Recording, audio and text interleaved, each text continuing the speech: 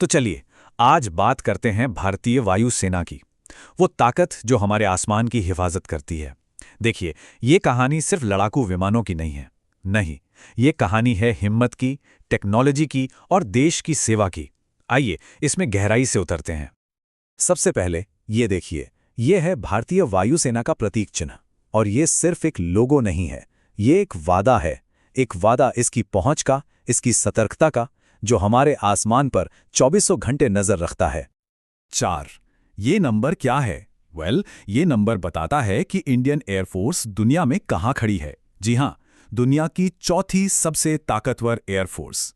लेकिन रुकिए, ये रैंकिंग सिर्फ गिनती की नहीं है, इसके पीछे बहुत कुछ है।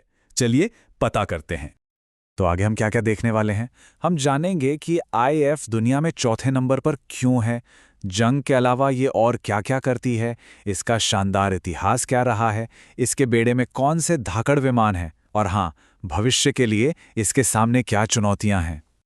तो सवाल ये है कि आखिर वो क्या बात है जो इंडियन एयरफोर्स को अमेरिका, रूस और चीन जैसी सुपर पावर्स के ठीक पीछे दुनिया की चौथी सबसे मजबूत एयरफोर्स बनाती है? जवाब छिपा है इसके इतिहास और इसके मिशन में। इसकी स्थापना हुई थी 8 अक्टूबर 1932 को, और तब से लेकर आज तक मिशन एकदम साफ रहा है: भारत के आसमान को महफूज रखना।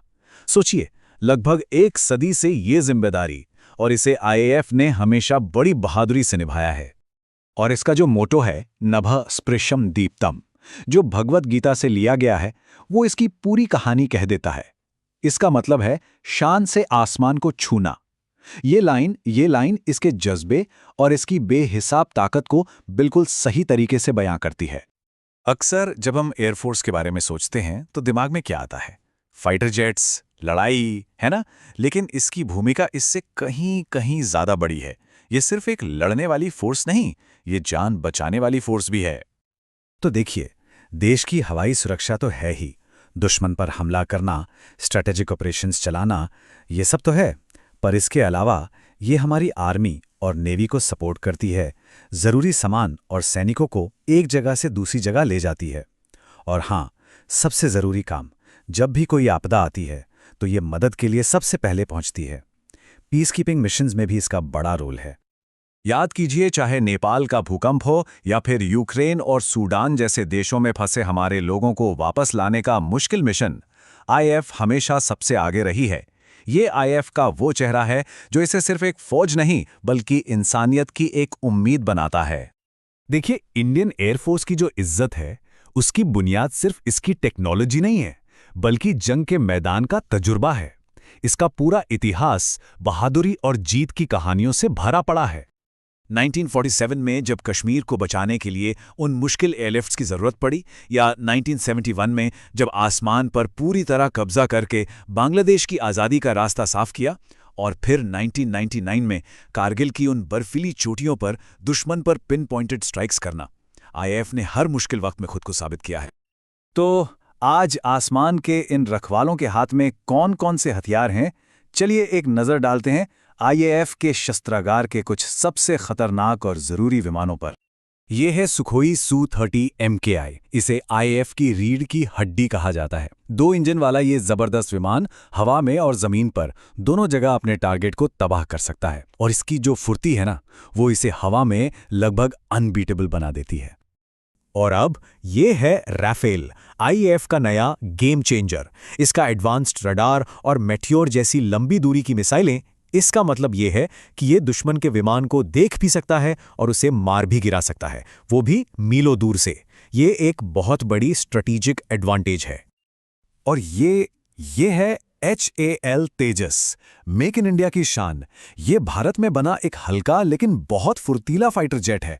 ये मॉडर्न टेक्नोलॉजी से पूरी तरह लैस है और हमारी आत्मनिर्भरता का सबसे बड़ा सिंबल है। और इसे तो हम सब जानते हैं, मिराज 2000, जिसे आईएएफ में वज्र के नाम से भी जाना जाता है। कारगिल वॉर हो या फिर बालाकोट एयर स्ट्राइक, इसकी लेजर गाइडेड प्रिसिजन ने बार बार साबित किया है कि ये कितना सटीक और घातक हो सकता है। तो ये तो हुई ताकत की बात, लेकिन इतने मजबूत बेड़े के बावजूद आईएएफ के सामने आने वाले कल के लिए कुछ बड़ी चुनौतियां भी हैं। चलिए समझते हैं कि वो क्या हैं। देखिए, सबसे बड़ी और सबसे गंभीर चुनौती है फाइटर स्क्वाड्रंस की घटती हुई संख्या। भारत को अपनी पश्चिमी और उत्तरी दोनों सीमाओं पर एक साथ खतरों का सामना करने के लिए तैयार रहना पड़ता है, और इसके लिए जितने स्क्वाड्रंस चाहिए फिलहाल उतने नहीं हैं। ये चार्ट इस बात को साफ दिखाता है। ज़रूरत है 42 स्क्वाड्रंस की, लेकिन अभी हमारे पास हैं लगभग 31। ये एक बहुत बड़ा गैप है और आईएएफ इस गैप को भरने के लिए पूरी तरह से जुटी हुई है। तो इसका हल क्या है? हल दो तरफा है। एक तरफ राफेल जैसे एडवांस्ड विदेशी विमानों को खरीदना और दूसरी तरफ तेजस जैसे अपने देश में बने विमानों का प्रोडक्शन तेजी से बढ़ाना। यही बैलेंस भारत की रक्षा में आत्मनिर्भरता के लिए बहुत जरूरी है। तो कुल मिलाकर भारतीय वायुसेना का इतिहास शानदार रहा है। आज ये बहुत ताकतवर है और भविष्य में चुनौतियां हैं, लेकिन उम्मीदें उससे भी ज्यादा हैं। अब असली सवाल ये है, जैसे जैसे टेक्नोलॉजी और दुनिया बदल रही है, भारत के ये आकाश के प्रहरी आने वाले कल में एयर पावर की परिभाषा को कैसे बदलेंगे? ये एक ऐसा सवाल है जिसका जवाब भारत के भविष्य की दिशा तय करेगा।